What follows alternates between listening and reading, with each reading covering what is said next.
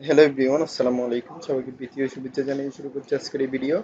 আজকে আমি আলোচনা করব আপনাদের সাথে একটা এল সাইজের শার্ট মেজারমেন্ট নিয়ে। তো এখান থেকে আমি বেসিক্যালি আপনাদেরকে যে ফরম্যাটটা দেখাবো সেটা হচ্ছে ফুললি লেন্থ থেকে শুরু করে ওয়ার্ড পর্যন্ত কিভাবে আপনি একটা ক্যালকুলেট করবেন একটা শার্টের ক্ষেত্রে।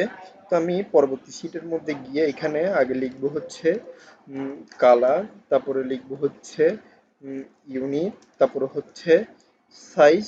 এখান থেকে সাইজে লিখবো, তারপরে এখান থেকে ডাবল কোটেশন দিয়ে লিখবো পার। পার লিখলে বুঝতে হবে যে এখানে আমি পার দিয়ে বুঝাচ্ছি যে সাইজের পার রিকোয়ারমেন্ট কতটুকু পর্যন্ত হবে। তো এখান থেকে অল বর্ডার দিব, তারপরে এখান থেকে দিব হচ্ছে ব্লু, তারপরে দিব হচ্ছে হোয়াইট, তারপরে দিব এখান থেকে রেড, তারপরে দিব এখান থেকে হচ্ছে অরেঞ্জ, তারপরে এখান থেকে দিব হচ্ছে পার্পল, পার্পেল কালার। তারপরে এখান থেকে আমি দিব হচ্ছে প্রত্যেকটার অনুযায়ী, মানে এখান থেকে আমি গ্রিন সাইজ, মানে যত রকমের কালার আছে। তারপরে হচ্ছে অফ হোয়াইট, তারপরে দিব এখান থেকে উম, হচ্ছে আপনার স্কাই ব্লু, স্কাই ব্লু। এখান থেকে আমি ইউনিটের মধ্যে দিয়ে দিব হচ্ছে 67 বা 670, এভাবে করে অ্যাভারেজে দিয়ে দিব। তো সাইজের ক্ষেত্রে আপনার সাইজের হচ্ছে আপনার, আমি সাইজের উপরে দিয়ে দিচ্ছি, বেসের উপরে 45 এর দিয়ে দিচ্ছি একরকম, তারপরে হচ্ছে 55 দিব একরকম, 65 দিব একরকম, তারপরে দিব 35 একরকম। তো এখানে পার সাইজের মধ্যে সবগুলো লিখে দিচ্ছি।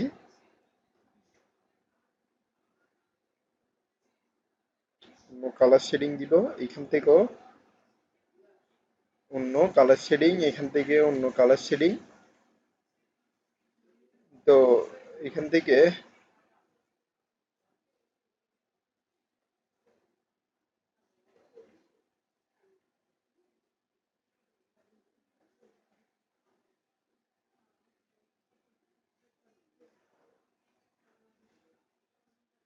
এখান থেকে অন্য কালার দিব। তো এইভাবে সাইজে পার সাইজের মধ্যে আমি 60টা করে হিসাব করব। 60টা করে হিসাব করার পরে এখান থেকে আমি পুরো সবগুলা নিয়ে নিব। তারপরে এখান থেকে এতটুকু পর্যন্ত 60টাই করে থাকবে।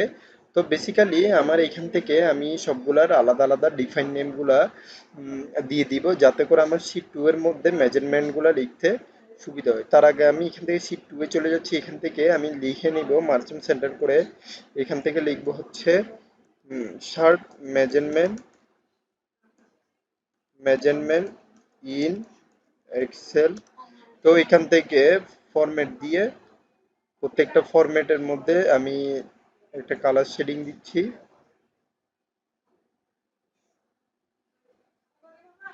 তো এখান থেকে আমি ফরম্যাটটা দিয়ে দিলাম, ফরম্যাটটা দিয়ে দেওয়ার পরে এখান থেকে আমি মার্জিন সেন্টার দিয়ে দিচ্ছি।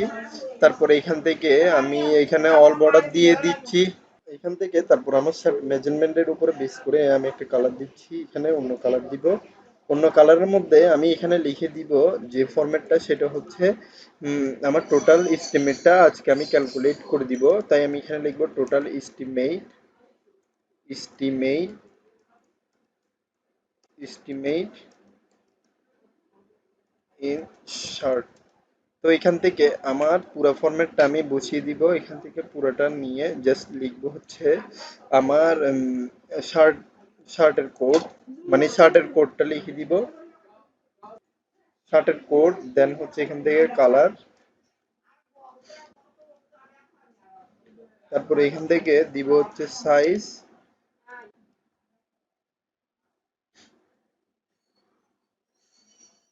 দেন হচ্ছে এখান থেকে ইউনিট, তারপরে হচ্ছে আমার এমএমএম।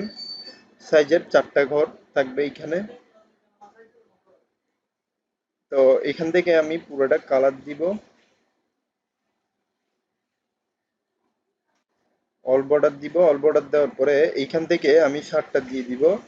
শার্ট দিয়ে দেওয়ার পরে এইখান থেকে আমি প্রত্যেকটা ফরম্যাট শার্টগুলা ডিফাইন নেমের মধ্যে আগে নিয়ে নিব, যেটা শার্টের কালারগুলো থাকবে। তার আগে আমি শার্টের কোডগুলো দিব। এখান থেকে আমি দিব হচ্ছে শার্টের কোড, তারপর এখান থেকে দিব হচ্ছে আপনার হ্যাশট্যাগ দিয়ে প্রত্যেকটা শার্টের কোডগুলো আমি এখান থেকে দিয়ে দিব, যেটা হচ্ছে আমার কোম্পানি থেকে দিয়ে দেওয়া হবে কালার শেডের সাথে। তো এখান থেকে দিয়ে দিচ্ছি কালার শেডগুলা।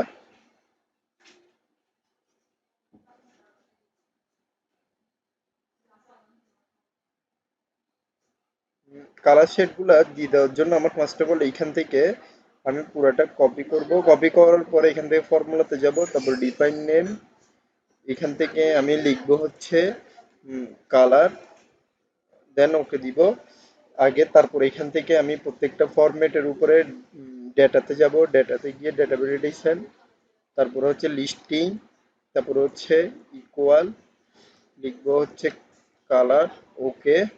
তো তারপরে এখান থেকে আমি সবগুলা ড্রপ ডাউন লিস্টে দিয়ে দিব।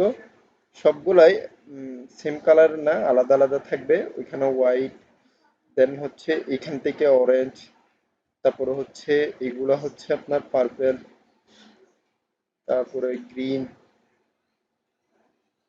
অফ হোয়াইট, স্কাই ব্লু, তারপরে এখান থেকে রেড, তারপরে হচ্ছে হোয়াইট কালার, ব্লু কালার। এভাবে করে আমি সাইজের মেজারমেন্ট অনুযায়ী সবগুলা আবার কপি করে নিয়ে নিব, যেটা হচ্ছে আমার প্রত্যেকটা সাইজ এভারেজে 60 করে দেওয়া আছে। আমি কন্ট্রোল সি দিয়ে কপি করে এখানে জাস্ট পেস্টিং দিয়ে দিব, তারপরে জাস্ট একটু এখান থেকে টান দিব। তো বেসিক্যালি আমার এখানে এই দুই ঘরটা প্রয়োজন নেই, তাই আমি এখান থেকে ক্লিয়ার কন্ট্রাস্ট দিব। তারপরে হচ্ছে আমার এখানে আপনারা একটা জিনিস খেয়াল করুন, কোডগুলা আলাদা আলাদা হবে, যেহেতু আমার এখানে 56 মানে 45 46, আপনারা চাইলে 47 48 এভাবে করে দিতে পারেন। তো আমার ইউনিট গুলাও মানে হচ্ছে এভারেজে 670। কন্ট্রোল সি দিয়ে কপি করে আমি এখান থেকে জাস্ট হচ্ছে পেস্টিং করব।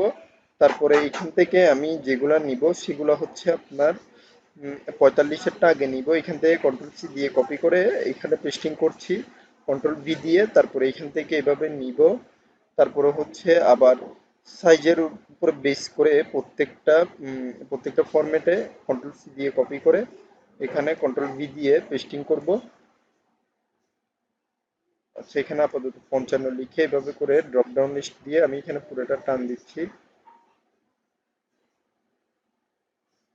তারপরে এইখান থেকে হচ্ছে 65 কন্ট্রোল সি দিয়ে কপি করে এখানে কন্ট্রোল ভি দিয়ে পেস্টিং করে পুরোটা টান দিচ্ছি। তারপরে এখান থেকে কন্ট্রোল সি দিয়ে কপি, কন্ট্রোল ভি দিয়ে পেস্টিং, তারপরে এখান থেকে আমি টান দিচ্ছি পুরোপুরি। এখান থেকে সবগুলো সিলেক্ট করে হোমে যাব, তারপরে লিখবো হচ্ছে নো কালার। দেন হচ্ছে এখান থেকে আমি পুরো শীটের একটা বেস দিয়ে দিব। তো আমার এখানে আমার টোটাল ক্যালকুলেট করব ইফ দিয়ে। তো আমি এখান থেকে ফার্স্ট অফ অল যেটা ক্যালকুলেট করব সেটা হচ্ছে ইফ, অর্থাৎ এখানে যদি ব্লো হয় তাহলে আমার 670 ইউনিটের আন্ডারে যেগুলো থাকবে, অর্থাৎ ফার্স্ট ব্র্যাকেট দিয়ে আমি এখান থেকে 670 ইনটু থাকবে হচ্ছে আপনার 35 কোটেশন,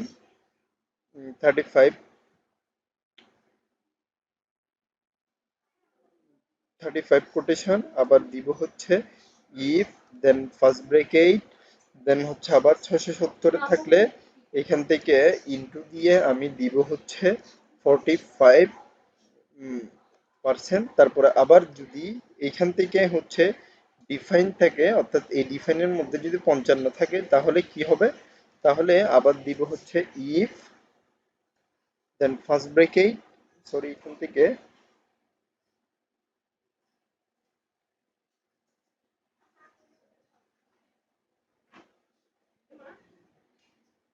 আচ্ছা, এখানে যেহেতু বেসিক্যালি ট্রু ফলসটা আসবে, তো আমি এখানে চাচ্ছি ডাইরেক্ট লজিকের উপরে বেস করে একটা ফরম্যাট দিয়ে দিতে।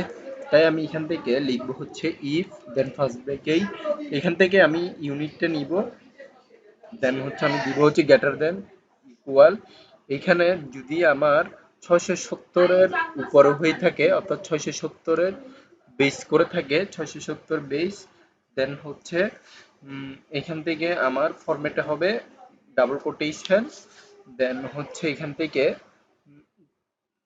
দিব হচ্ছে আমার 45, তারপরে হচ্ছে আবার ডাবল কোটেশন কমা, এখান থেকে কমা দেওয়ার পরে আবার লিখবো হচ্ছে ইফ, দেন ফার্স্ট ব্র্যাকেট দেওয়ার পরে এখান থেকে আমি এটা নিব, নেওয়ার পরে আমি আবার দিব গ্রেটার দেন ইকুয়াল, তারপরে হচ্ছে আমার যদি 570 হয়ে থাকে বা এর কম হয়ে থাকে তাহলে আমার এখান থেকে সরি আমার 670-এর নিচে, অর্থাৎ আমার এখানে যদি ইকুয়াল 670-এর নিচে হয়, অর্থাৎ 670-এর নিচে হয়ে থাকে, তাহলে আমার কত টাকা আসবে, মানে কতটুকু মালের মেজারমেন্ট আমার থেকে হিসাবে প্রয়োজন হবে, সেটা হবে হচ্ছে আপনার সর্বোচ্চ 65 পর্যন্ত।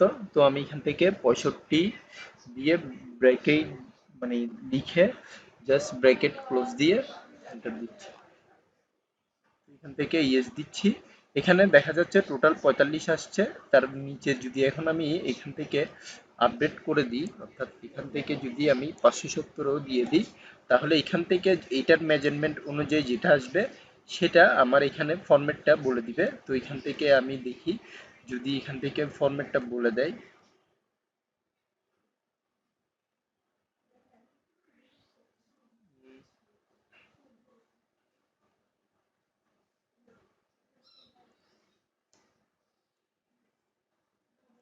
পুরো ফরম্যাটের উপরে বেস করে আসলে চলে এসেছে। তো স্টিল নাও এখানে হয়তো মানে একটা ফরম্যাটের যে বেস রয়েছে সেটার পুরো ইফের উপরে বেস করে এখানে পুরাটাই দিতে হবে।